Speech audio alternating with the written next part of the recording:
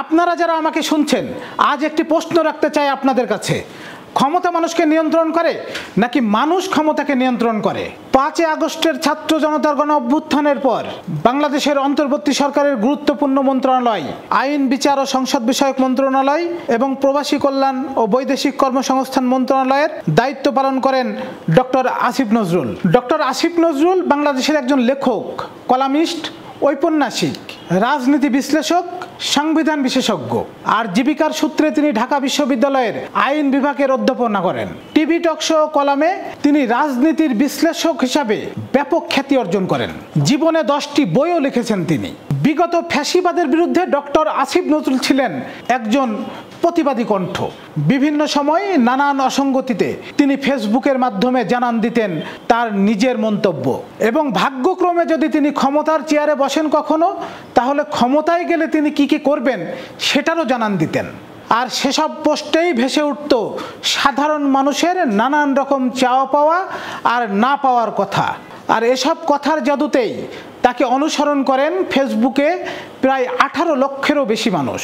তার সে সময়কার ফেসবুকের পোস্ট নিয়ে সামাজিক যোগাযোগ মাধ্যমে প্রায়ই ঝড় ওঠে। সমালোচনা করেন কিছু অতি পরিচিত মুখ। আর আজ তেমনই একটি ফেসবুক পোস্ট শেয়ার করেছেন প্রতিবাদী কণ্ঠ খ্যাত মহিউদ্দিন রনি। মহিউদ্দিন রনি তার ভেরিফাইড ফেসবুক পেজে শেয়ার করে লেখেন, আজ স্যার থাকলে নিশ্চয়ই এগুলোই করতেন। আহা স্যার, হাই হাই স্যার, মাগফিরাত কামনা করছি।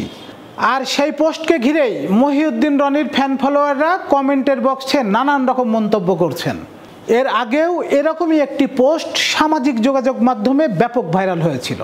বছর খানিক আগেই তিনি শোক প্রকাশ নিয়ে সামাজিক যোগাযোগ মাধ্যমে স্ট্যাটাস দিয়েছিলেন। আর সেই পোস্টটি শেয়ার দিয়েছিলেন নির্মাতা অভিনেত্রী শাওন। সেটিও ব্যাপকভাবে আলোচনায় আসে। 2020 সালের 12 জুন ডক্টর আসিফ নজরুলের করা সেই পোস্টটি শেয়ার করে শাওন লিখেছিলেন, এখন নিশ্চয় হবে, আশায় আছি। ডক্টর আসিফ নজরুল তার পোস্টটিতে লিখেছিলেন, কখনো ক্ষমতায় গেলে দেশের জন্য তিনি কি কি পদক্ষেপ নেবেন। সেই পোস্টেই তিনি লিখেছিলেন, যদি ক্ষমতা থাকতো আইন করতাম। বর্তমান বা সাবেক প্রেসিডেন্ট, প্রধানমন্ত্রী ও মন্ত্রীগণ চিকিৎসা নিতে বিদেশে যেতে পারবেন না। এরপর কয়েকটি গুরুত্বপূর্ণ পয়েন্ট তুলে ধরে তিনি লেখেন, ক্ষমতা, চাকরি বা ব্যবসা কোনোভাবেই তাদের সন্তানরা সরকারের সঙ্গে সংশ্লিষ্ট হতে পারবেন না। সপ্তাহে অন্তত একদিন তাদের গণপরিবহনে চড়তে হবে। রাস্তায় চলাকালে তারা অন্য আরেকটি যানবাহন থামিয়ে রাখতে পারবেন না। বিদেশ গমনের ক্ষেত্রে তারা অতি জরুরি ছাড়া কোনো সফর সঙ্গী নিতে পারবেন না। আর এ বিষয়ে সংসদকে জানাতে হবে।